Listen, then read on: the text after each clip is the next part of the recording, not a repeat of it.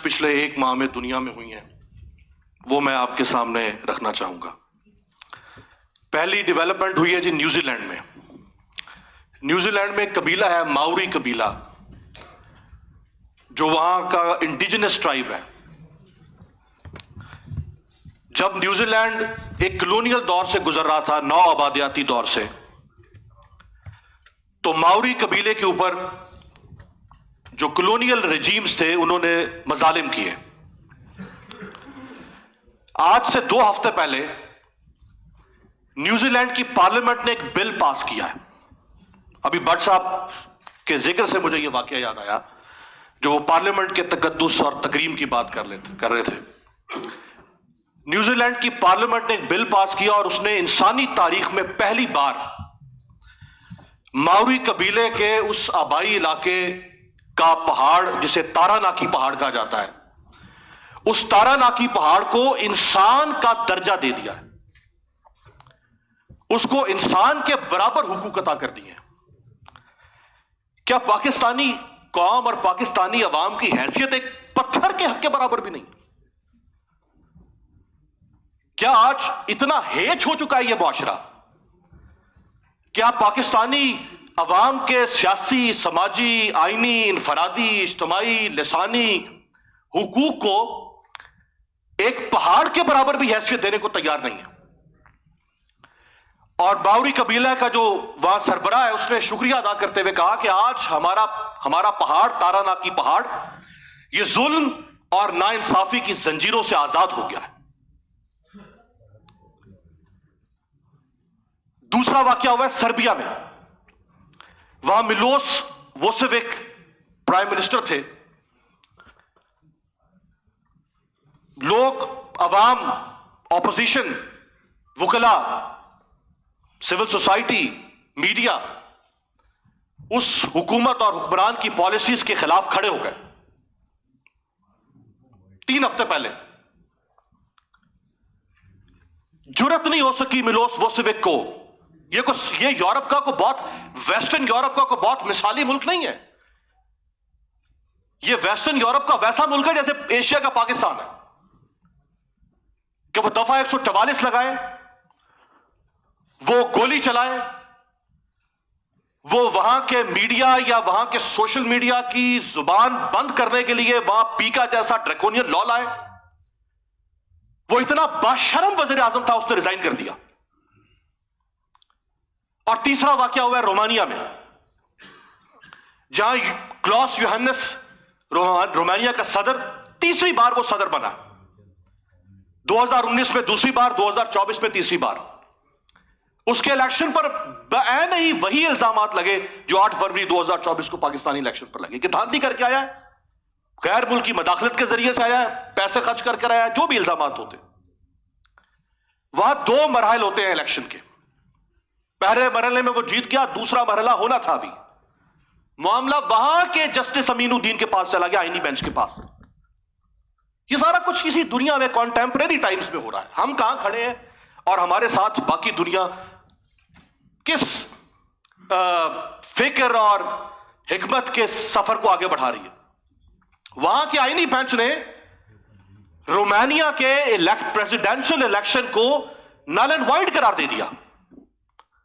اور ابھی اس صدر کے پاس اختیار تھا کہ وہ مئی 2025 تک صدر رہ سکتا تھا، لیکن وہ اتنا باشرم انسان تھا کہ اس نے بجائے کہ اس عدالت کے فیصلے کو رون ڈالنے کے، اس نے اپنی جمہوری روایات کو رون ڈالنے کے، اس نے سوال اٹھانے والوں کے کی گدی سے ان کا ٹینٹما دبانے کے بجائے اس نے ریزائن کر دیا. تھامس جیفرسن جو امریکہ کے فاؤنڈنگ فادرز میں سے تھا، بانیان میں سے تیسرا صدر بنا امریکہ کا، اس نے ایک بڑا تاریخی جملہ بولا. وہ کہتا ہے کہ جب کسی ریاست میں عوام حکومت سے ڈرتے ہوں، عوام حکومت سے خوف زدہ ہوں، تو پھر آپ سمجھ جائیں کہ وہاں ظلم، جبر اور فسطائیت کا نظام قائم ہے. لیکن اگر حکومت عوام سے ڈرنا شروع کر دے، اس کا مطلب ہے وہاں آزادیاں حاصل ہیں. اور یہ آزادیاں کسی کا پیٹنٹ رائٹ نہیں ہے. یہ کوئی تحریک انصاف یا پی ایم ایل این یا چکزئی صاحب، یہ کسی کا پیٹنٹ رائٹ نہیں ہے. یہ آزادیاں انسانی جد و جہد کے ذریعے سے، انسانی ارتقائی سفر کے ذریعے سے حاصل ہوئی ہیں. ہم ان سب کو ریورس کرنے پر تلے میں، اور ایسا قحط الرجال اس وقت معاشرے میں نظر آ رہا ہے، ایسا قحط الرجال کہ وہ تمام لوگ جو معاشرے جو آج سے کچھ عرصہ پہلے تک، کچھ کیا بلکہ آج سے 3 سال پہلے تک کانسٹیٹیوشنلزم کے، ڈیموکریسی کے چیمپئن بنتے تھے، خود کو اینٹی اسٹیبلشمنٹ کہلوانے پر فخر محسوس کرتے تھے، آج وہ لوگ سب سے بڑے اس ہائیبرڈ سسٹم کے ٹاؤٹ بن چکے ہیں، سب سے بڑے. اور وہ کسی قسم کی جد و جہد کی اجازت دینے سے گریزاں ہیں. دی بالٹک وے پروٹیسٹ ہوا ہے اس زمانے کے سوویت یونین میں. 1989 میں 3 ریاستوں کے لوگ باہر نکلے، 20 لاکھ لوگ کہے جاتے ہیں وہ باہر نکلے 1989 میں اس زمانے کی کمیونسٹ رجیم کے خلاف. 6 کلومیٹر طویل انہوں نے انسانی زنجیر بنائی، پرامن احتجاج. 20 لاکھ لوگوں کے احتجاج نے ایسٹونیا، لیٹویا اور لتھوینیا کو حقیقی آزادی عطا کی.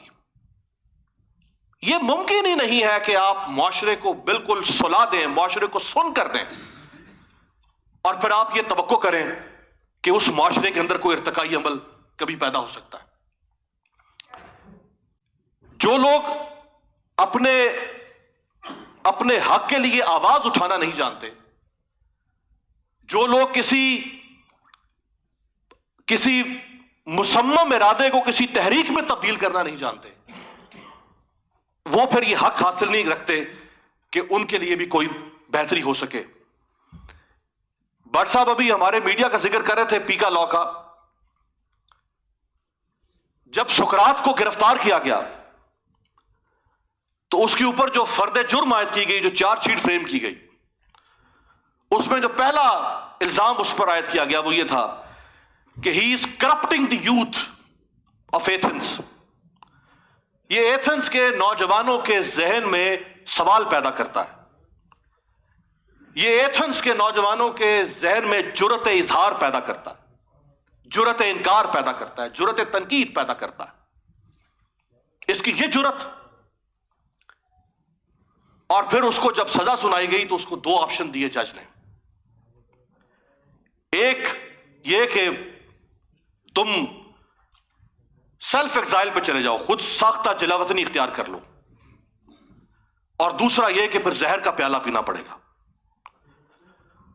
تو سقراط نے زہر کا جام اٹھایا اور اپنے ہونٹوں سے لگایا، اور اس نے ایک تاریخی جملہ بولا.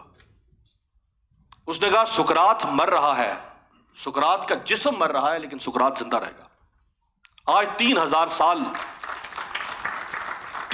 سال کے بعد سقراط کو زہر کا پیالہ دینے والے کسی پروسیکیوٹر اور کسی جج کو تاریخ یاد نہیں رکھتی، لیکن سقراط کو تاریخ یاد رکھتی ہے. آخر میں چونکہ 2 شخصیات میرے سامنے تشریف رکھتی ہیں، ان کو دیکھ کے میں کچھ کہنا چاہوں گا.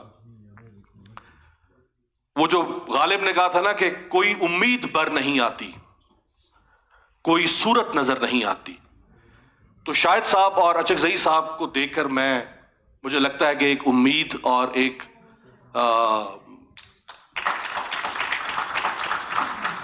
امید موجود ہے. وہ یہ میں اس لیے کہہ رہا ہوں کہ شاہد صاحب وہ شخصیت ہیں کہ جن کو عمران خان صاحب کے دور میں گرفتار کیا گیا جب یہ لاہور موٹر وے کی طرف گامزن تھے، اور اچکزئی صاحب کی بھی عمران خان صاحب کے ساتھ ایک سیاسی مخاصمت رہی، اور عمران خان صاحب اچکزئی صاحب کے لباس کا بھی مذاق اڑاتے تھے. اصول یہ ہوتے ہیں کہ آج اگر ان کا مخالف بدترین سیاسی انتقام اور وکٹمائزیشن کے ہدف پر کھڑا ہے، تو یہ اپنے باقی سیاسی اختلاف برقرار رکھتے ہوئے ایک اصول کے نام پر آج اس پلیٹ فارم پہ اکٹھے اسی جماعت کے ساتھ کھڑے ہیں جس جماعت کے ساتھ ماضی میں ان کا اختلاف رہا ہے.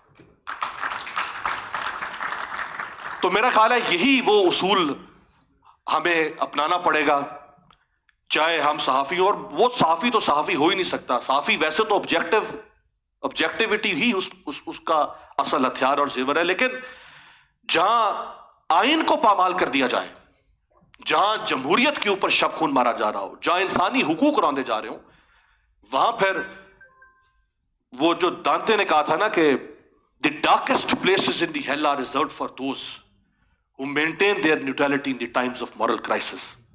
کہ جب معاشرہ بدترین انحطاط کا شکار ہو جائے اور کچھ لوگ ایک سائڈ پہ بیٹھ کے یوں اور وہ کہہ رہے ہوں کہ نہیں یہ ہماری بلا سے ہمیں کیا فرق پڑا. تو جہنم کا وہ کہتا ہے کہ جہنم کا پسترین جو درجہ ہے وہ ایسے لوگوں کے لیے ہوتا ہے جو خود کو نیوٹرل بنانے کی کوشش کریں جب معاشرہ بدترین انحطاط سے گزرا ہو.